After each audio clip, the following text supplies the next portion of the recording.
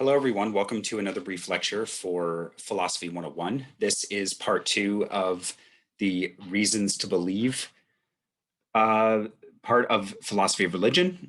And we had discovered in the last, or discussed in the last lecture, the two major a posteriori arguments for God's existence, the cosmological and the teleological. And now we want to talk about a lesser known but still historically important argument for God's existence called the ontological argument. This has been given by a number of very famous philosophers, Anselm, Rene Descartes, Gottfried Leibniz, and others, and then some objections. Okay, so there's a general pattern of ontological argumentation for God's existence that usually goes something like this. So I'll give another way of describing it before getting into the formalized argument. So one way to think about ontological arguments is to think about where the concepts of perfection and greatest possible being come from. And the inference is that we wouldn't have those concepts if there wasn't something that actually had those concepts. So in other words, we can use reason, our human reasoning processes, and one might argue God-given reasoning processes, to conclude that there must be something that corresponds to that.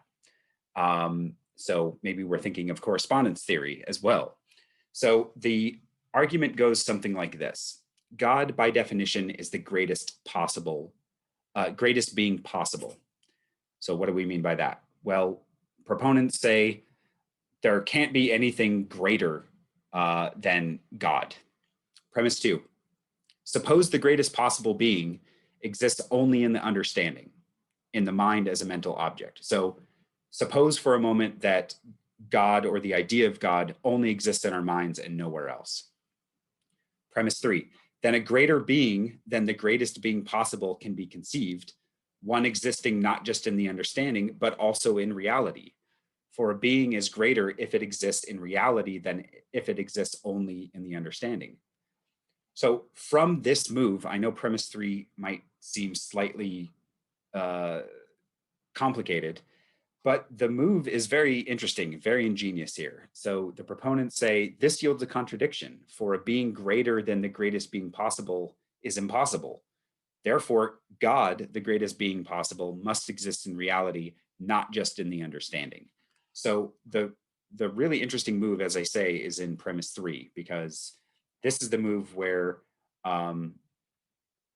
the proponent of the ontological argument says that this can't happen. There can't be a being, we can't imagine a being greater than God, right? And so from that is the conclusion that God must exist in reality and not just in the understanding alone.